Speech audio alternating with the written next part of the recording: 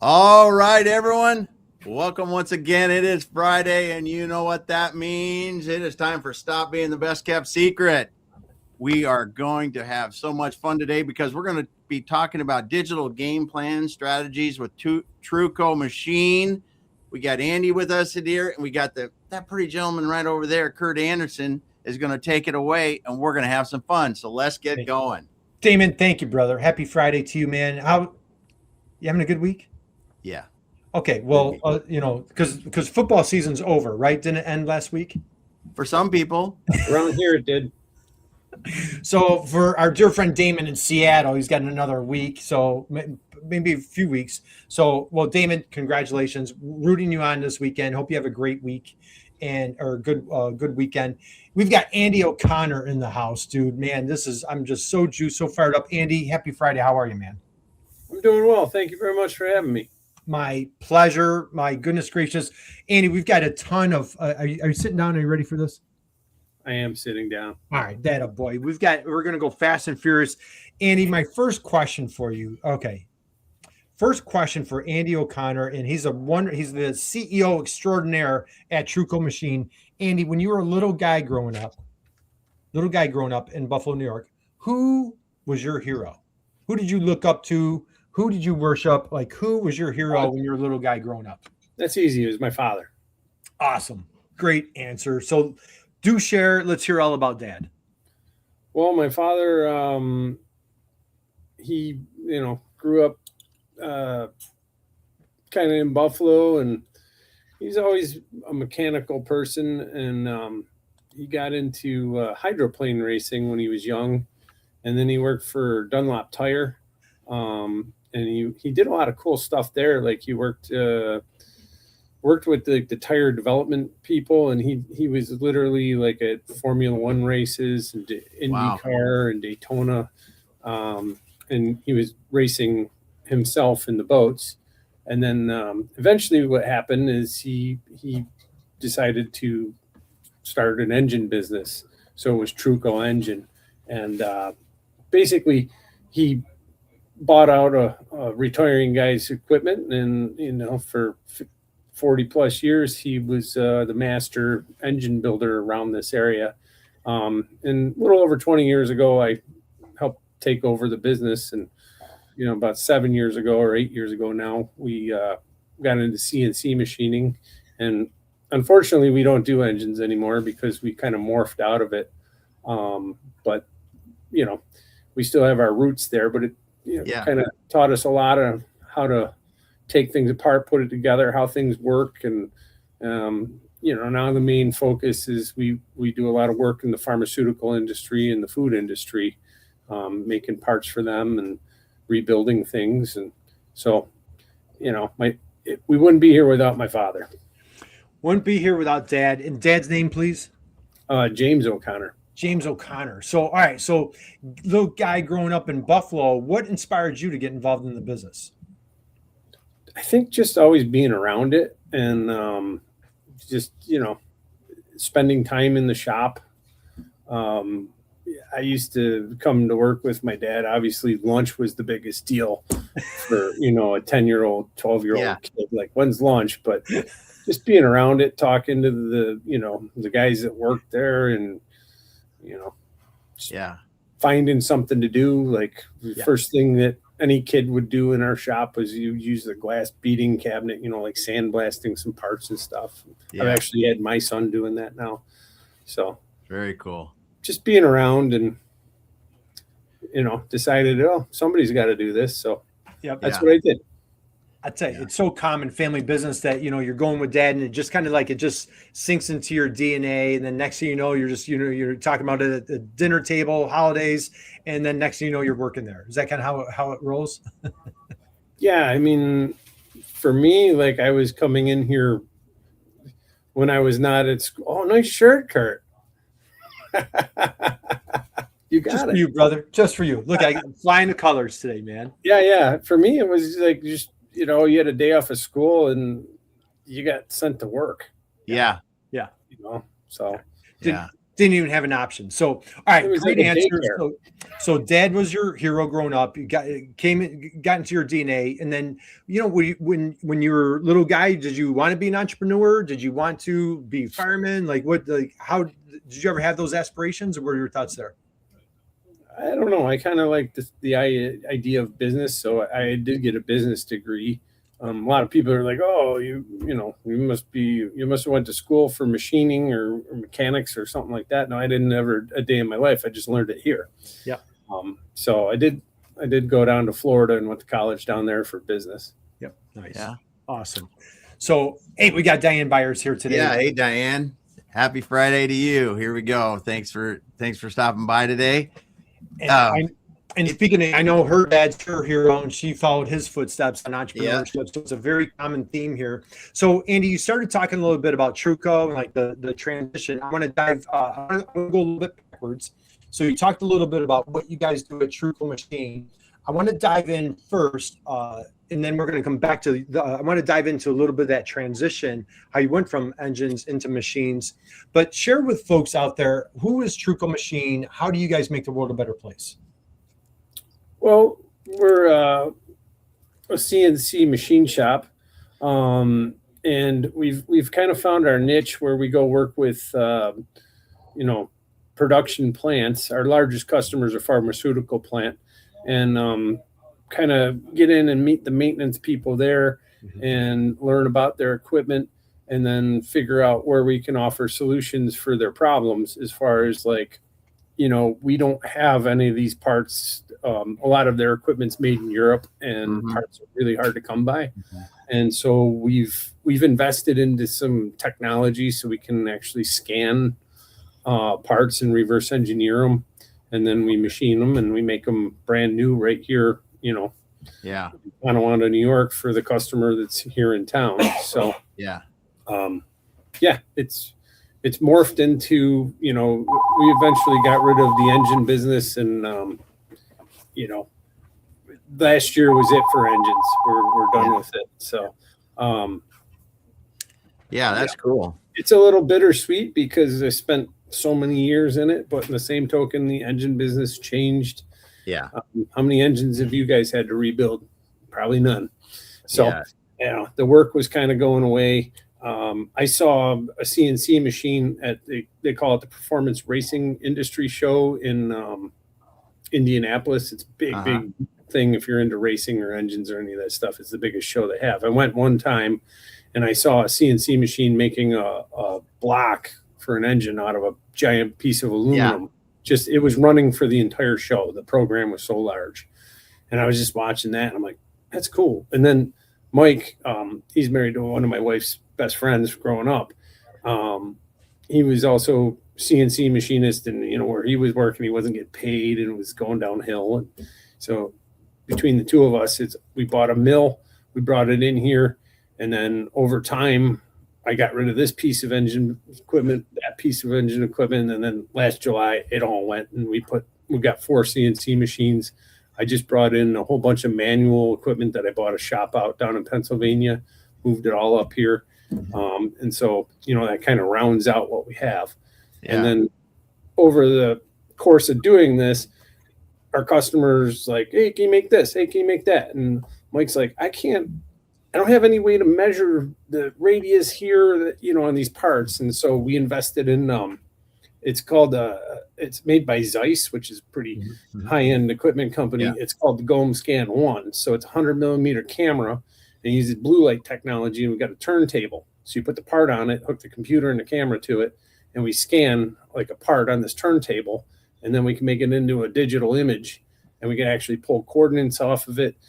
It took us years to learn how to use it, but now we can scan a product and we can take it all the way through the software to make CAD file and then machine code. And the end result is something that's pretty much identical to whatever we scanned. It's within tenths of a thousandth of an inch in accuracy. Yeah. So we've been doing this for our local customer, and there's, a lot of opportunity out there, and just trying to get the word out that, we can do this for people. Yeah. I've got an example of something that we have scanned. Yeah. This is a cam. So it's Yep. kind of ironic. Specially made cam like that. This Something following it. Yeah. So this opens a bioport door in a pharmaceutical filling machine. It's a very specific piece. Yeah. And they're pretty tricky to make, but this is a result of that camera. There's no other way you can figure that all out without that camera.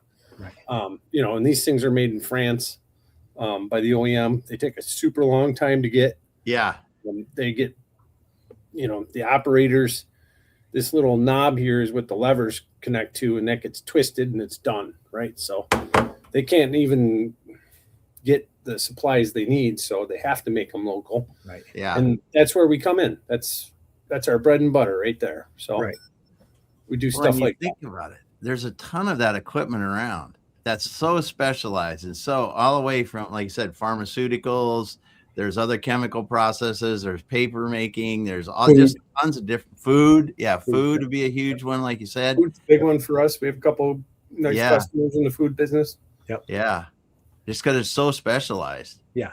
So the thing is, Andy, when we talk about like, hey, how do you make the world a better place? Yeah. So you're a pharmaceutical company. I don't know, Damon, typically if you're in the pharmaceutical space, you're making something kind of important, like maybe I don't know, maybe you're saving lives or, whatever it might be. And so the cool thing is, not the cool thing, when that piece of machinery goes down, and like Andy, like the way you're describing, hey, this machine comes from, Switzerland, France, whatever. And one little part, just, we're at a halt, thousands of dollars, probably tens of thousands of dollars per hour. And so Andy, now, and Damon, I've seen it in person. What Andy does, he throws on his cape and then he shows up and he saves the day. Andy, is that how that goes? I just go and they call me. I don't know if I put a cape on, but hey, come on, we got to. That would be good though. We're live here. It's good for the media, right? It's good to make it embellish it a little bit. So, but that's cool. So anyway, so now maintenance Mike or maintenance Mark or whoever that customer reaches out to you, like, hey Andy, and you can dive into this a little bit. You do a lot of proactive work, but when they're in a reactive, like, oh my goodness, like we're at a halt right now, you come over, and so that's when you start the process of that reverse engineering. Is that kind of how it works on your end?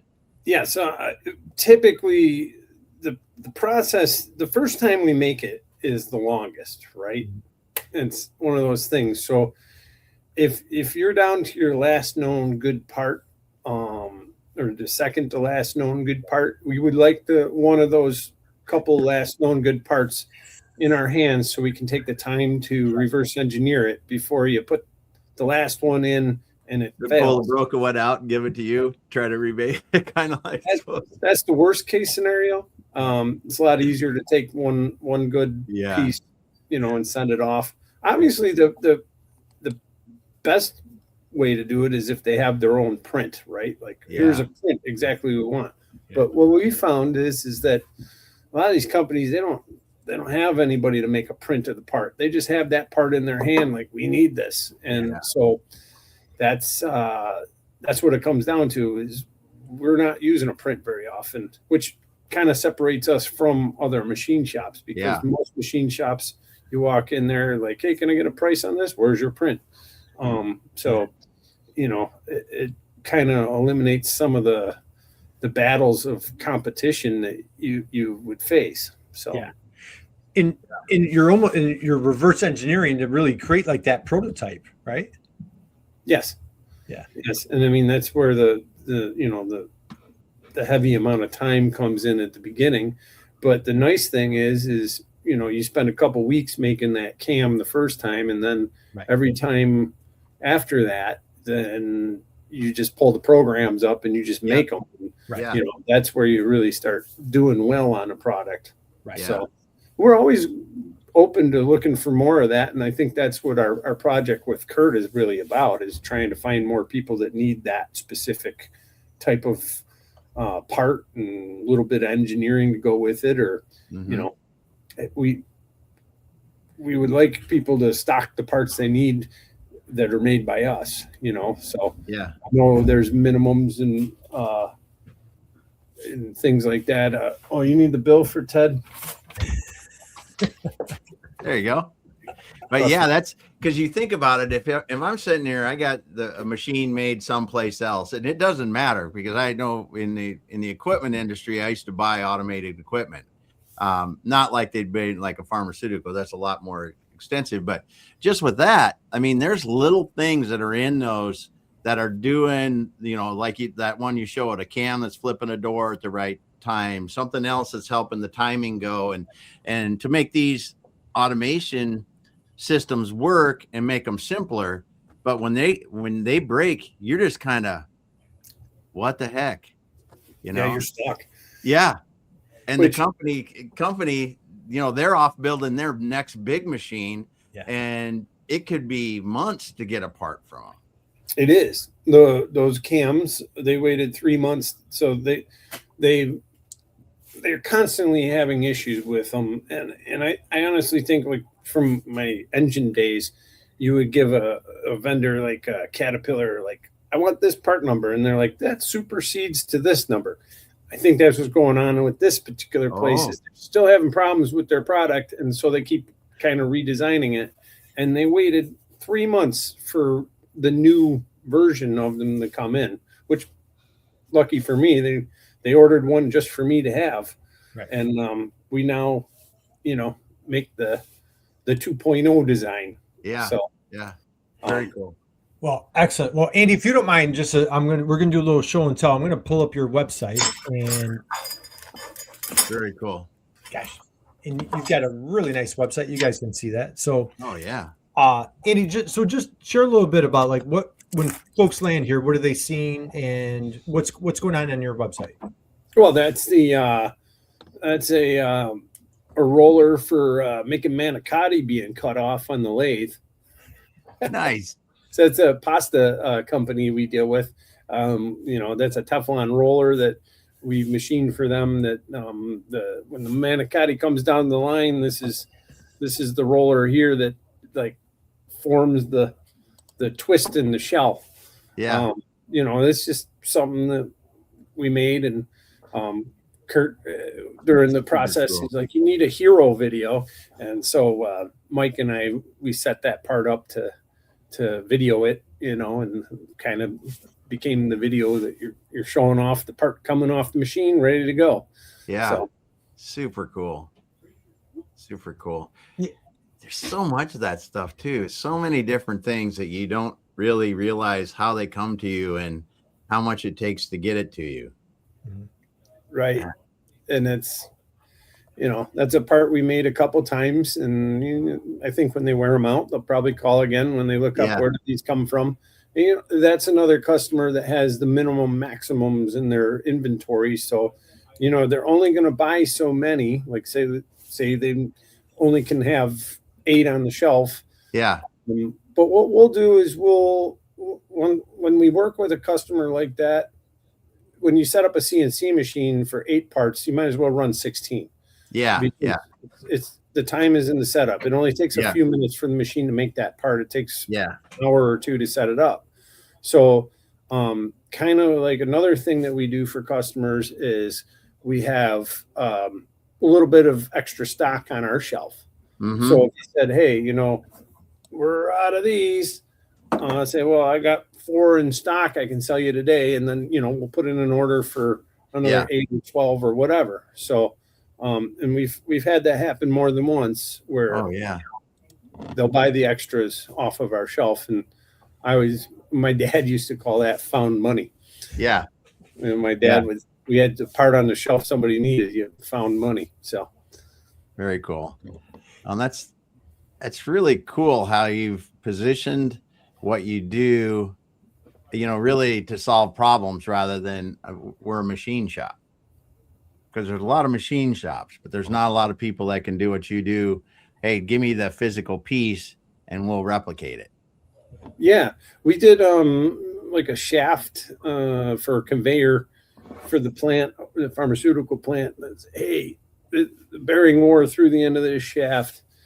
Can you fix it by 2:00 today? It was a call first thing in the morning on a Friday. Yeah. All right, I'll come over and look. And sure enough, we turned the damage off, machine to sleeve, I pressed it on, figured out how much press it should have, and for the new bearing, and I had it back over there by 1 o'clock. So wow, that's that's like you said, Damon, such a different element where, a lot of machine shops, it's great when you get like, hey, we're going to run, 1,000 of these, 1,000,000, whatever, just, it's kind of ding, ding, ding, ding, you're making that same part over and over. This is such a cool niche that Andy's created where he's almost like, it's almost like 911, it's like he could, it's almost like CNC 911, if you will, you know what I mean? Yeah, it really is, because they're sitting there, as you said before, they got thousands of dollars at stake and their machine's not running, or their machine, they know they put the last piece in and that could happen a week from now, and they need to take care of it before it happens.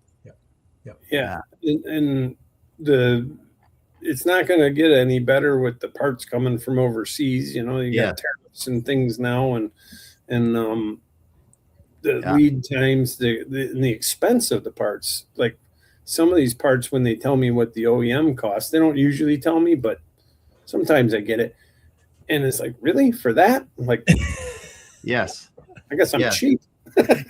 Yes. Well, and that's the thing but there's also a price for, your engineering, the machinery, the Zeiss machine that you just described. There's a lot, you and Mike have now created an expertise of, geez, Andy, nothing personal, or sorry, I don't have a drawing. Could you take care of this for me? I mean, that's a big ask. You know what I mean? In the same regard, like, they're in trouble. So like, again, back to that 911, like, you're coming in really saving a day for that situation, or you save that day. And then when you have things on the shelf at their place or on your place, now you've put out future fires that are now non-existent. Yeah. Yeah. And that's kind of where we want to live with the customer is, work a relationship where, okay, these are the items that we go through often. And, the first time, obviously, like I said, is going to be the longest. But once we get established and have the parts developed and the machine programs written and availability of all the materials and stuff, and we can build that little extra stock for them, typically works out pretty well. Yes. Exactly. So the cool thing is, Andy, so when we met, it's very common contract manufacturer, just, it's, hey, we're out there. We went through the digital game plan process. What really stood out to you as far as like, trying to stop being everything to everybody, but really niching down? Anything that you want to describe, or like, what was your experience kind of going through that digital game plan process? Well, that you kind of narrowed in like, oh, we want to focus on companies with 300 or more employees, because they seem like they're in the size and shape that they're going to have a maintenance department. They're going to have these problems where they need the parts, made and keep them on the shelf and stuff. And then to the digital game plan to like go through those things and actually get a pretty comprehensive list of potential customers. That was pretty eye-opening to me.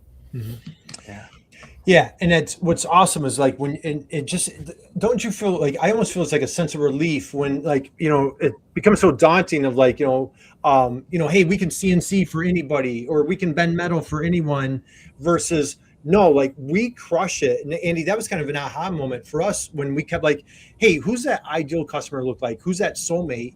And all of a sudden it was like, well, this is a major global, pharmaceutical company, and this is a Fortune 500 company, and this is a major food brand. Like, that's your sweet spot right there. Are like, and not everybody can work with major companies. A lot of companies aren't, a lot of folks aren't equipped to work with major companies. So I think that's a testament to you and your team that you guys like, hey, you know what? Our sweet spot is that 300 and over. They have a maintenance team, but yet they don't have the wherewithal, the means to like re-engineer and make these parts, right? That's kind of the discovery that we had going through that process. Yeah, for sure. And when you get in and you meet the people that actually make the plants go, and it seems to be like, I guess my kind of people, the maintenance type people, and you could talk the lingo with them and actually sit down and Like I go to the plant and we do plant shutdowns, and breakfast is a big deal there. I work hand in hand with the machinists or the mechanics there for 10 straight days, and you start at 6 a.m. and so by 8 a.m. you're hungry for breakfast. And the funniest part of what I've been doing is so hot sauce has kind of become my business card. So this is my brother's hot sauce from down in Florida. He has a diner, and it says, put some eggs in your hash. So my brother's main dish is corned beef hash, and this is the hot sauce that he makes to go with the hash. It's the Go-Go Diner in Fort Myers, Florida. But I'll put that's cool. Hey, you know what, Andy? With the weather that we're having, we better. I think we deserve a breakfast down at your brother's. We better head down there. You probably need to do that. Maybe like the next 2 months or so. But Andy, I didn't tell you, man, and I'm telling you right here live. So Damon, Andy gave me a bottle of hot sauce. So my wife does this wonderful Christmas breakfast that we do every year. Family comes over and so on and so forth. And so I broke that out. It was a huge hit, Andy. Everybody, nice. So tell your brother, everybody, we celebrated Christmas with your brother. How's that? That's awesome. There was one of the other contractor guys at the plant this week. I was walking down the hall. I was like, Andy, I've been looking for you. And I was like, oh, yeah? He's like, yeah, can I order a couple bottles of hot sauce, man? I'm all out. I'm like, oh, man, I got one in my truck. I'll give it to you. So, that's awesome. That's awesome. Really a good sales tool. Damon, we need to get you over here because when you visit Andy, yeah. And Diane, you're 100%. Diane says hot sauce business card. She loves it. That's exactly awesome. So Diane, he's got cases of the hot sauce, and that's exactly what he does. He uses the hot sauce as a business card. That's so great. And he's been talking about private labeling it and putting Truco on the hot sauce, right? Yeah. I also it's my brother's. I could go either way. I like pitching my brother's diner with the hot sauce. People know who gave it to him, right? Yep. So man, you know what? I've been meaning to tell you about that. So yeah, you were a huge hit Christmas morning at the Anderson. So anyway, all right, let's get back to so now Andy, being website was not a priority whatsoever. Any digital marketing was not in your lingo, your language. Dude, you got into e-commerce. What on earth is going on here? Talk to us about people can actually buy these parts on your website. Is that correct? Yes. And those are just parts that we manufactured over the years that we had surplus of them. You got the stopper head gear and the stopper head shaft. Those are very specific, right? But those are parts that we sell regularly to our customer here. And those would be off of a TL pharmaceutical filling machine. Very specific part number. And we make batches of those for our customer, and we have extras sitting on the shelf. And, if somebody hits on it and wants to buy them directly from us, we're happy to do it. And then we've got the fireman's wedge, Mike's neighbors, the fire chief in the town over where Mike lives. And he's, people make these out of wood. There's another people that make them out of aluminum. You make us some. So, we had some time. We made a whole bunch of those, and a couple local people are using them, but we've got them in stock. So, and then we have some tooling that is used in plants like the pharmaceutical or maybe dairy plant for doing sanitary clamps or pump seals. And so it's just a few things we developed here over the years. It's we got these in stock. Let's see if they'll sell. So hopefully people find them, and we'll ship them to them.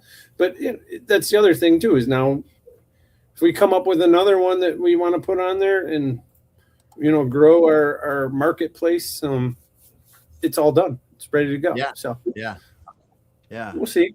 So cool. It's still in diapers, as Kurt said. Still diapers. Just Damon, what were you going to share?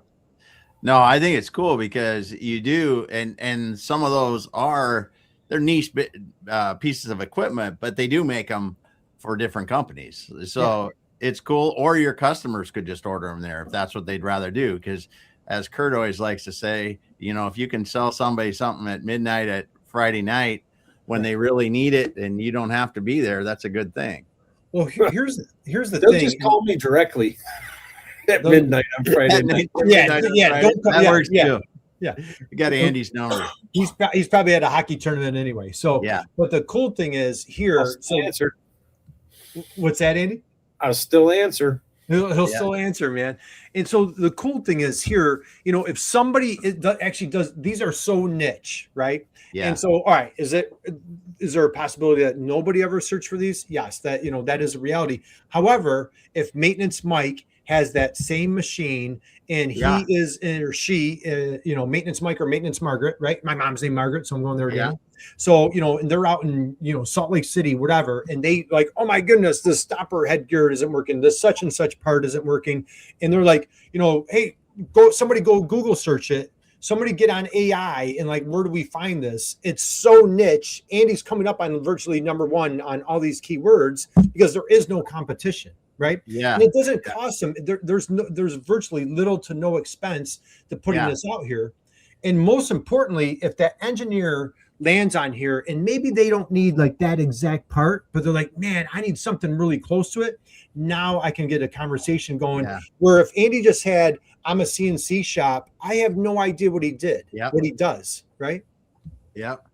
I've seen there is an e-commerce company I'm familiar with out of Illinois that is their strategy to sell niche products like this with, very, very limited demand, but very high value when they're doing this. I mean, because like these items are not $20 items. A lot of these are hundreds of dollars. And you'd look at them and you go, God, that's a $20 item from a CNC perspective. But when you consider where you use it, how much how much depends on it and depends on it working right, they're very expensive. Right. Mm-hmm. Yeah, and especially in the pharmaceutical game, like their parts they're ridiculously expensive. Now there's things you have to know about materials and certifications and processes. And we've learned that over the years, when you make something, for like this cam, you had better have the material certification saying it's 316 stainless. Right. Yeah. Otherwise you can't even bring it in the building. Yes. And then that has to be passivated after it's machined and things like that. So I don't know. We just kind of stumbled into that industry and, kind of dove in the deep end, and now that's what we do. Awesome. Yeah. And so the cool thing is now, and what I really admire, Andy's just really throwing on his marketing entrepreneur hat. And he's like, okay, where are there other e-commerce types of opportunities? Because now these things are scalable. All the customer paid for the upfront engineering, the prototyping, so on and so forth. But now there's scalability opportunity here, and there's nothing proprietary. So it's just like, hey, this is a part that goes on a machine, and who else wants it? And so, it really, what it does, it starts branding Andy as an expert of, like he's got on his website, no print, no problem. I know, Andy, that drives you a little bit crazy because you would love to have that print. But it's also, these guys have the capability and the expertise to reverse engineer that and get those parts on there. So it's actually, Mike's designing a nozzle rack right now on the computer back there for the gassing nozzles on the filling machine. That's a project we're working on. So we scanned the original, and the original was welded together, and we're re-engineering it so that we're going to bolt the two pieces together with like bolt bosses and make it a little stronger because the weld broke, I guess. Yeah. But it also needs to be like the same weight because somebody else tried it and it was way too heavy. It was a couple pounds heavier than the original, and it didn't work. So we basically came up with an idea of how to, save weight here and then also make it a two-piece assembly that bolts together and not welded. And so, it's a project type job. I had to order some special torque wrenches from like a surgical place, they're all sterile and everything. And they told me, I don't know, 4 months or something like that for the torque wrench. So I said, well, 4 months for the project because the torque wrenches are going to be that long. Yeah. So, it's one of those things that, okay, well, I never dreamed we'd be setting up to kind of make a whole new setup for this German filling machine. Yeah. Here we are. So that's cool. That's cool. Absolutely love it. And so, and then we'll start winding down. You know what, Andy? I'd be remiss if I forgot this. So, Andy, first time we met, what did I say to you? You said you would get on camera if you had this head of hair. I go, he's a big dude. Like he towers over me, and we're standing there. I'm like, dude, you got great hair, man. I'm like, man, if I looked like you, I'm on camera all the time. I'd be all over the place. So we finally got him kicking and screaming. And even Mike behind him, he's rocking a great head of hair. And we can never get that guy on camera. Mike doesn't want to be on camera. That's why I'm blocking him. Mike, hey, give a wave. Let's see your hand back there, Mike. Can we see your? Hey, there he is. There you go. Right. So look at these hands. These two. It should almost be illegal. These two good-looking guys working together. I don't know who put these two together, but at this point, we're like an old married couple. Yeah. We'll tell his wife Becky. So, Andy, as we dove in, you're also doing subject matter expert interviews. Where if you go Lane on your website, as a matter of fact, I'll pull it back up. You've got all sorts of blog content, like really walking people through that process. So again, if the engineer, maintenance Mike, maintenance Margaret out there, if they have like, oh my goodness, this machine shut down, so-and-so, get out there and Google it. You now have, you're being proactive and putting information out there. Talk a little bit about like how that's been, that process of like sharing your expertise in creating those blogs and a website, anything that you want to share on that front. Well, with the project we did, it was really seamless because you just basically got me talking and took notes and put the blogs together. I didn't have to do hardly anything. It was wonderful. That's super cool. Teresa did it all. That's right. So it's wonderful, just getting all this information out here and putting out these new blogs and that type of thing. And so and now, like, hey, do you have a new marketing team? Do you not? Yeah, we just met with her. My wife Becky's gonna do a little side work for the company, and now I have to pay her, but she's gonna take over and get trained up on doing the internet marketing and learn from Kurt and the team on how to maintain and how to reach out to people through LinkedIn, and which I'm happy about that because that's not me. I was over at the plant working on a crusher last night, tearing a broken spring out of it. Like I'm not that guy. Yeah. But in the same token, we got that spring out. I went out this morning and, took it to a place that they're trying to get somebody to make us a new one and stuff. So, I'm more the keep the wheels moving guy. Yeah. So I'm pretty happy to have her. She has a day job, but she's excited, I think, about it. What'd you think, Kurt? Was she excited? She's fired up, Damon. She works at a major university nearby, does a wonderful job. And you know what she said? She's excited to get her creative juices flowing to dive into marketing. She's a good photographer, I can tell you that. So yeah, and she said she doesn't really get to take advantage of that with her job at the university. Yeah, and so she's really excited to step in. And go ahead, Damon.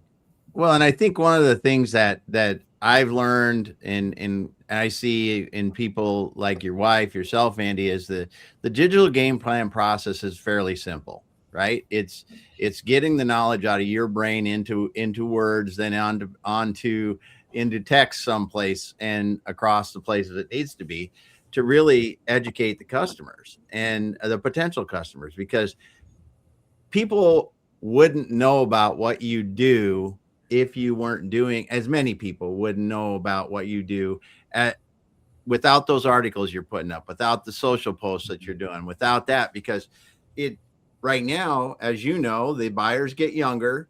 They're all used to, I want to look it up on my phone, figure out who I'm going to use, who doesn't exist on the internet. It doesn't exist. Yeah, exactly. And it takes that knowledge that you've built over the years and gets it down so it can teach people and they can find the solutions they need. Yeah, exactly. So I've been super excited about it the whole time. So yeah, let's go. So Andy, for manufacturers out there that are maybe where you were a year ago, kind of this whole marketing thing's new, what tips, advice would you share with them? How would they stop being the best kept secret? Where would be a good place for them to start?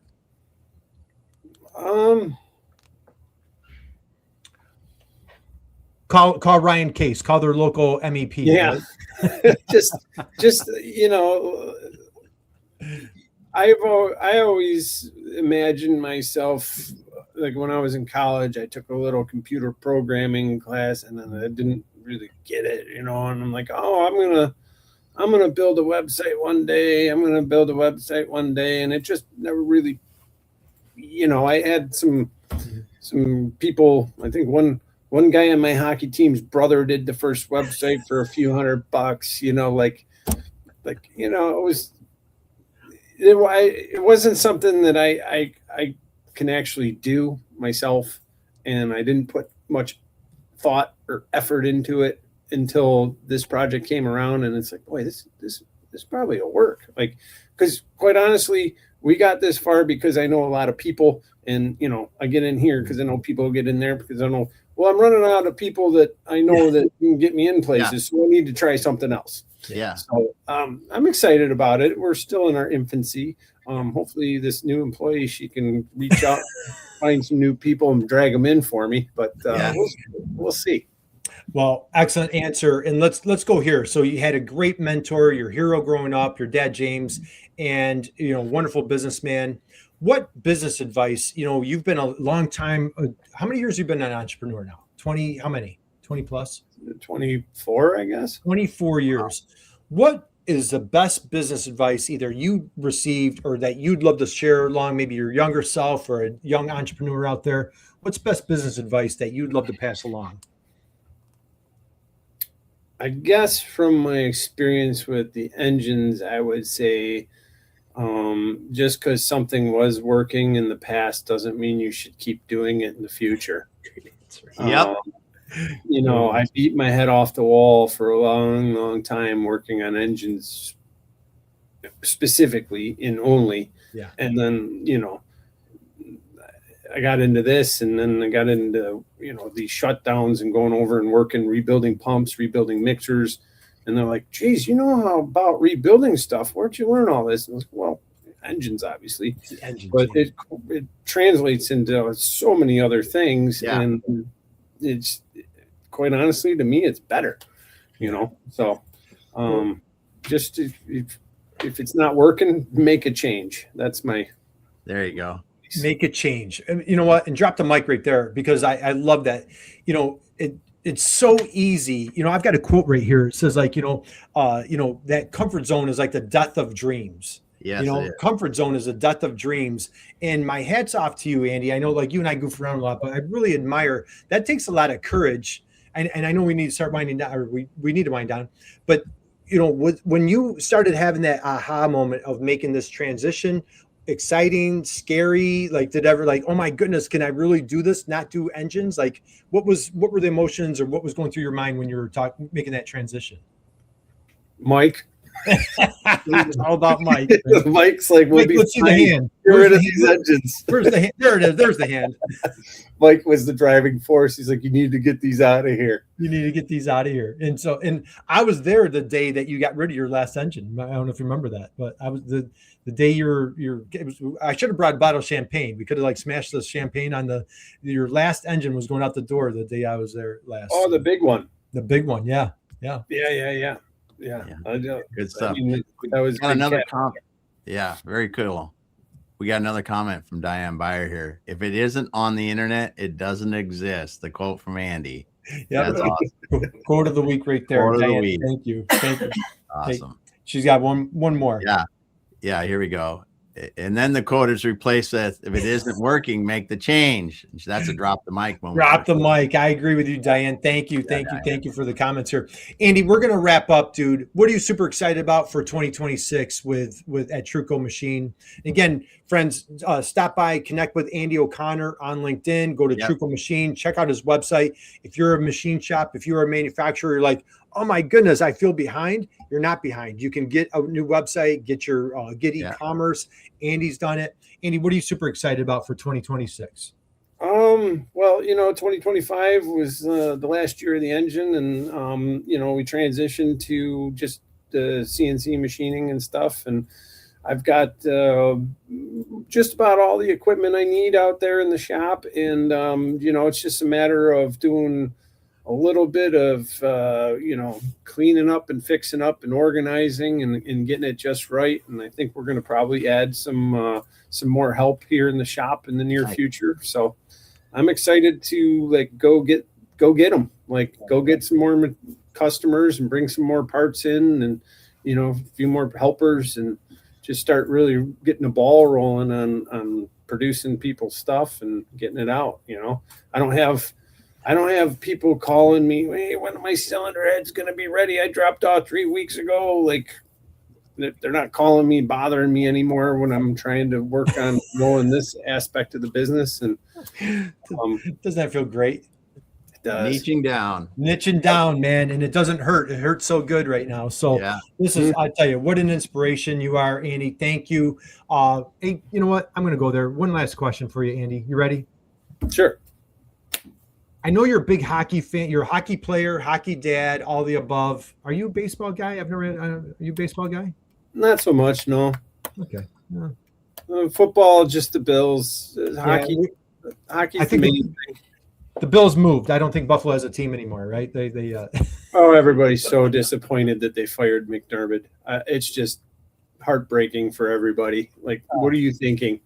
Of course, we watched the same owner make stupid decisions with the Sabres for 15 years. So it's like, okay, now it transferred to the Bills. Yeah, we're used to it. We're just used to it. So at least my son isn't in tears this year when they lost. He's come to realize that this is just the way it is. He's now, after 8 years, he's immune to it. So but it's I hear you. So he was crying the last couple of years, and then this year he's like, man, it's just the way the Bills are. We call it Billsy. They're being very Billsy.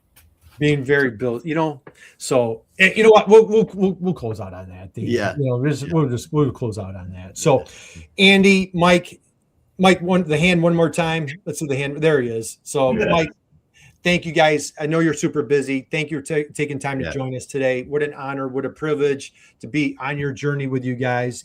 Damon, what are your thoughts as we wrap up? It's super cool how you position your company. First of all, coming away from the engine rebuilding and all the technical things that takes, and moving into now building these specialty parts, really high value, and being able to do it without prints is super cool. Yeah. Well, thank you. Well done. So, hey, you've been hanging out with us for the past however long it's been. Let's give Andy a big standing ovation, Damon. How about a big round of applause? Well done, my friend. Yes. And, the guy that was never on camera, now we can't get him off it. Yeah. Good stuff. So, all right, we're going to wind down. So I want to wish everybody a wonderful, amazing, incredible weekend. Thank you for joining us today. We're going to be back next week with a wonderful, incredible guest. And I'll tell you, when you part, how about this? Go out and just be someone's inspiration, just like our dear friend Andy, and you too can make the world a better place. Damon, why don't you close us out? Andy, hang out with us for 1 second. God bless everybody. Damon, take it away. All right. Awesome. Well, Andy, thanks so much for being here. And it was awesome today talking about digital game plan strategies with you guys there at Truco Machine. I want to thank Diane and everyone else that dropped the comments in there during the show. Appreciate you. Appreciate all those listeners out there. If you got into this thing late, you want to go back to the beginning and listen to Andy and the story and the way they've transitioned their machine shop into a specialty, I would just say manufacturing mega place, or whatever the heck you want to call it, that is really making a difference in these food and pharmaceutical companies. It's just so cool. Thanks, everyone. We'll be back again next week. Thanks for having me.